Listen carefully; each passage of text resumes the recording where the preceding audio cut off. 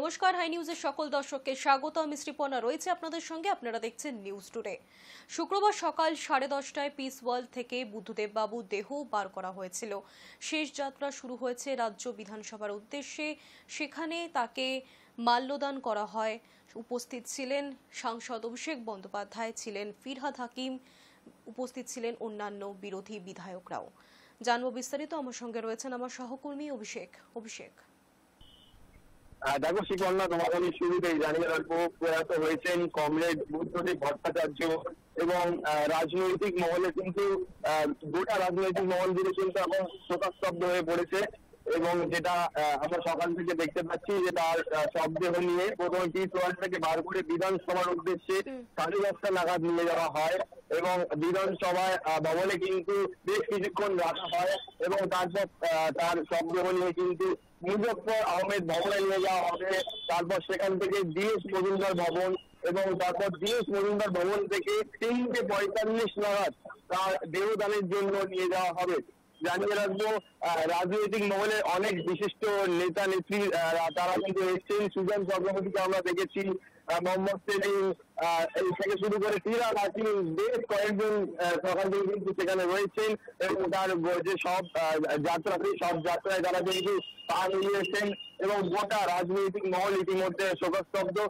শ্বাসকষ্টের তার সমস্যা ছিল, তিনি অনেকবার হাসপাতালে ভর্তি হয়েছিলেন 2020 সালে, 2021 সালে। তারপর থেকে কিন্তু বেশ কিছু দিন ধরে তিনি ভুগছিলেন এবং সেই সুরক্ষা হলো না।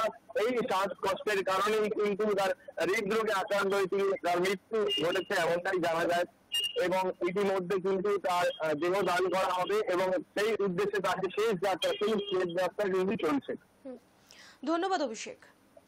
প্রয়াত প্রাক্তন মুখ্যমন্ত্রী বুদ্ধদেব ভট্টাচার্য, তাকে নিয়ে যাওয়া হয়েছিল প্রথমে বিধানসভায়। সেখানে বিধায়করা তাকে শেষ শ্রদ্ধা জানান। উপস্থিত ছিলেন বিরোধী বিধায়করাও। আলিমুদ্দিন স্ট্রিট হয়ে তার শেষ যাত্রা পৌঁছবে এনআরএস মেডিকেল কলেজ হাসপাতালে। সেখানে 3বারের মুখ্যমন্ত্রীর মরণোত্তর দেহ দান করা হবে। গতকাল থেকেই তার দেহ শায়িত ছিল পিস ওয়ার্ল্ডে। সকাল 10:30 নাগাদ পিস ওয়ার্ল্ড থেকে তার দেহ বার করা হয়, নিয়ে যাওয়া হয় বিধানসভা ভবনে। তবে প্রয়াত রাজ্যের প্রাক্তন মুখ্যমন্ত্রী বুদ্ধদেব ভট্টাচার্যকে সম্পূর্ণ রাষ্ট্রীয় মর্যাদার সম্মান জানানোর কথা জানিয়েছিলেন মুখ্যমন্ত্রী মমতা বন্দ্যোপাধ্যায়, কিন্তু মুখ্যমন্ত্রী সেই প্রস্তাব নাকচ করে দিয়েছেন সিপিএম নেতৃত্ব। গান স্যালুট দেওয়া হচ্ছে না বুদ্ধদেব বাবুকে। বিধানসভায় গান স্যালুট দেওয়ার কথা ছিল, রাজ্য সরকারের তরফে বলা হলেও দস্তুর হলেও গান স্যালুটের পর আর কোনো কর্মসূচি রাখা যায় না। সেক্ষেত্রে বিধানসভা থেকে তার দেহ আলিমুদ্দিনে নিয়ে যাওয়া হয়েছে। যাত্রা শেষ হবে এনআরএস হাসপাতালে।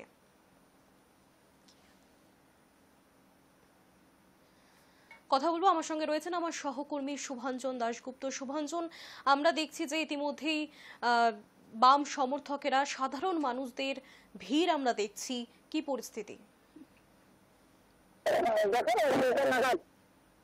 নির্দিষ্ট সময় মেনে 11টা নাগাদ মুজফ্ফর আহমেদ ভবন রাজ্য সদর দপ্তরে নিয়ে আসা হয় প্রয়াত প্রাক্তন মুখ্যমন্ত্রী বুদ্ধদেব ভট্টাচার্যের মরদেহ। তার আগে থেকেই সকাল প্রায় 8:30 9টা থেকেই দূর দূরান্ত থেকে বিভিন্ন কর্মী সমর্থকরা বিভিন্ন জেলা থেকে, উত্তরবঙ্গে, দক্ষিণবঙ্গের বিভিন্ন জেলা এবং প্রতিবেশী রাজ্য থেকে বহু সিপিএম কর্মী সমর্থক তারা শেষ দেখা দেখতে এসছেন তাদের প্রিয় মুখ্যমন্ত্রী সদ্য প্রয়াত ভট্টাচার্যকে। আর এই প্রক্রিয়া চলবে প্রায় 3:45 নাগাদ ডিএস মজুমদার ভবন থেকে শোক মিছিল বেরোবে নির্বাচন সরকার মেডিকেল কলেজের উদ্দেশ্যে, যেখানে তার দেহ দান করা হয়েছে। অ্যানাটমি বিভাগে তার দেহ দান করা হবে। এবং আরেকটি বিষয় বলে রাখি, গতকাল রাত্রে সোনিয়া গান্ধী তিনি কিন্তু ফোন করেছিলেন মীরা ভট্টাচার্যকে। মীরা ভট্টাচার্যের সঙ্গে তার কথা হয় এবং তিনি তাকে আশ্বস্ত করেন যে রাহুল গান্ধীর সঙ্গে কথা হয় মীরা ভট্টাচার্য। তারা তাদের পরিবারকে সমবেদনা জানান এবং পার্টির কর্মীদেরও তারা সমবেদনা জানান। ধন্যবাদ শোভাঞ্জন। আলিমুদ্দিন স্ট্রিটে সিপিএম এর রাজ্য দফতরে পৌঁছেছে বুদ্ধদেব ভট্টাচার্যের মরদেহ। শেষ শ্রদ্ধা জানাতে ভিড় জমিয়েছেন বাম কর্মী সমর্থকেরা। বুদ্ধদেব বাবুকে শেষ শ্রদ্ধা জানানোর জন্য বিধানসভার বাইরেও ভিড় জমিয়েছিল বহু সাধারণ মানুষ। সেই ভিড়ে ছিলেন বিধানসভার প্রাক্তন কর্মীরাও। সকলেই অনুরোধে কিছুক্ষণের জন্য থমকেছিল সব বাহী গাড়ি। স্লোগান উঠেছে বুদ্ধদেব ভট্টাচার্য লাল সেলাম। বুদ্ধদেব বাবুকে শেষ শ্রদ্ধা জানালেন কলকাতার পুলিশ কমিশনার বিনীত গোয়েল এবং রাজ্য পুলিশের ডিজি রাজীব কুমার।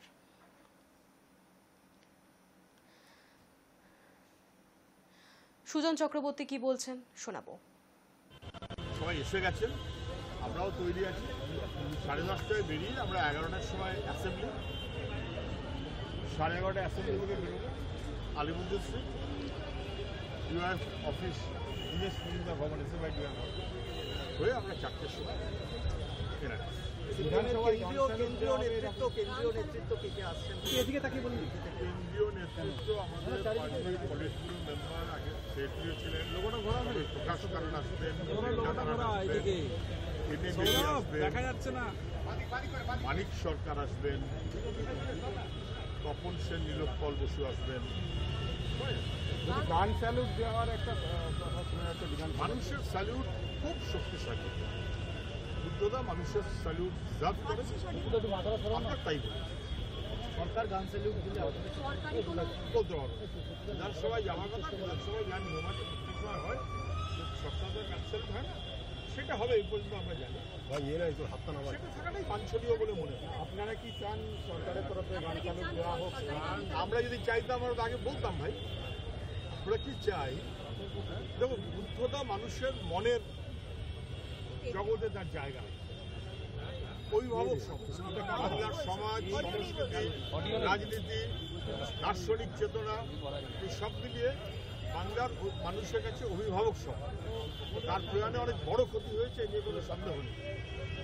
তার স্মৃতি এবং তার স্বপ্নকে সঙ্গে নিয়ে বাংলার ভবিষ্যতের জন্য আমাদের লড়াইটা চলবে এবং চালাবে।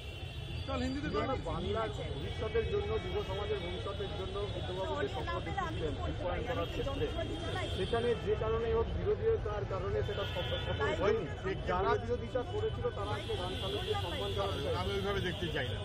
কে বিরোধিতা করেছিল, কে বিরোধিতা করেছিল না, প্রত্যেকেই at the end of the day হয়তো বুঝবেন, না হলে বুঝবেন না, তার ব্যাপার। সরকার, বিধানসভা, তার কত নির্দিষ্ট ভূমিকা আছে। বিধানসভা তো আমরা নিয়ে যাচ্ছি, বিধানসভা তার কাজ করবে এবং সেটা আমরা চাইবো না। বিধানসভাতে যা হবে আমাদের তো কথাই হয়েছে। আর মহাকরণে যাওয়া কি অন্য কোথাও যাওয়ার সাথে হলে আমরা জানিয়ে দিলাম, সেটা হয়নি। কিন্তু শুধু আমি এইটুকু বলতে পারি যে যাই বলুন সবাই at the end of the day এটা বুঝতে পারবেন, বুদ্ধদেব ভট্টাচার্য অথবা তার সহকর্মী 34 বছরের মন্ত্রীরা নানা রকম চেষ্টা করা সত্ত্বেও কখনো তাদের কারুর গায়ে কালো ফুটকি দাগ কেউ ফেলতে পারেন। মাথা উঁচু করে বুদ্ধদেব ভট্টাচার্য চলেছেন, বুদ্ধদেব ভট্টাচার্যরাও চলেছেন। উপস্থিত ছিলেন মোহাম্মদ সেলিম, তিনি কি বলেছেন শোনাবো। সংগঠন, তারপরে শ্রেণী সংগঠন, তাদের নেতৃবৃন্দরা আছেন। বিভিন্ন রাজনৈতিক দলের, প্রায় সব রাজনৈতিক দলেরই নেতৃবৃন্দ তারা আসছেন এবং এখন বিধানসভায় নিয়ে যাওয়া হয়েছে। সেখানে প্রাক্তন বর্তমান বিধায়করা যাতে শ্রদ্ধা জানাতে পারেন, তারপরে ওখান থেকে এখন কিছুক্ষণের মধ্যে এখানে পৌঁছে যাবে 12টার মধ্যে। বিরোধী রাজনৈতিক দল শুধু নয়, দেখো এটা হচ্ছে কিভাবে বিরোধীদের সম্মান দিতে হয়, কিভাবে গণতান্ত্রিক মূল্যবোধকে তুলে ধরতে হয় নিষ্ঠার সঙ্গে।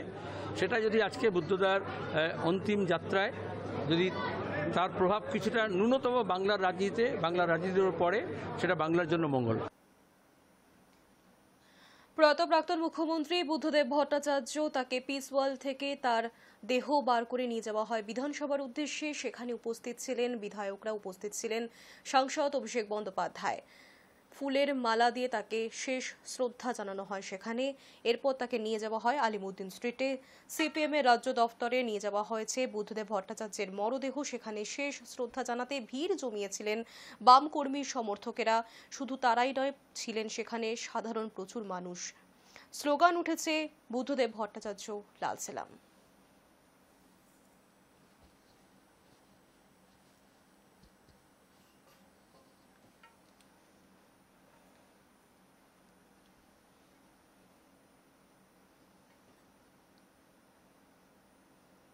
নজর রাখবো এবার খেলার খবরে। 2021 সালে টোকিও অলিম্পিক্স জ্যাভলিন থ্রোয়ে সোনা জিতেছিলেন নীরজ চোপড়া। জ্যাভলিনের ফাইনাল শুরু হবার আগে কেউ হয়তো ভাবতেও পারেনি ট্র্যাক অ্যান্ড ফিল্ডে কোনো ভারতীয় সোনা জিততে পারে, কিন্তু সেটাই করে দেখিয়েছিলেন নীরজ। 9 আগস্ট 2024, ঠিক 3 বছর পর সেই একই কীর্তি আবার করার সুযোগ ছিল নীরজের সামনে, কিন্তু সোনা জিততে পারলেন না নীরজ চোপড়া। সোনা না জিতলেও অবশ্য ভারতের ঘরে পদক এনেছেন নীরজ। রূপো জিতে প্যারিস থেকে ফিরতে হচ্ছে ভারতীয় তারকাকে। নীরজ হেরে গেলেন পাকিস্তানের আরশাদ নাদিমের কাছে।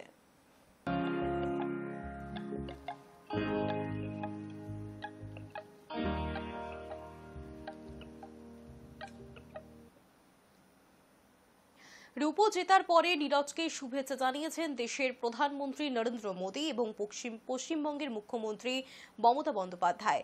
নিজের এক্স হ্যান্ডেলে শুভেচ্ছা জানিয়েছেন তারা। প্রধানমন্ত্রী লিখেছেন, নীরজ নিজেই সেরার উদাহরণ, বারংবার নিজের দক্ষতার প্রমাণ দিয়েছেন, আরও একবার অলিম্পিকে সফল হয়েছেন তিনি, সেই জন্য গর্বিত গোটা দেশ।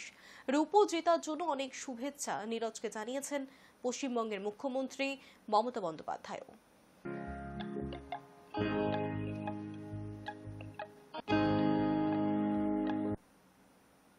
নিউজ টুডে এখনকার মতো এই পর্যন্তই। দেখতে থাকুন হাই নিউজ, নির্ভীক নিরপেক্ষ।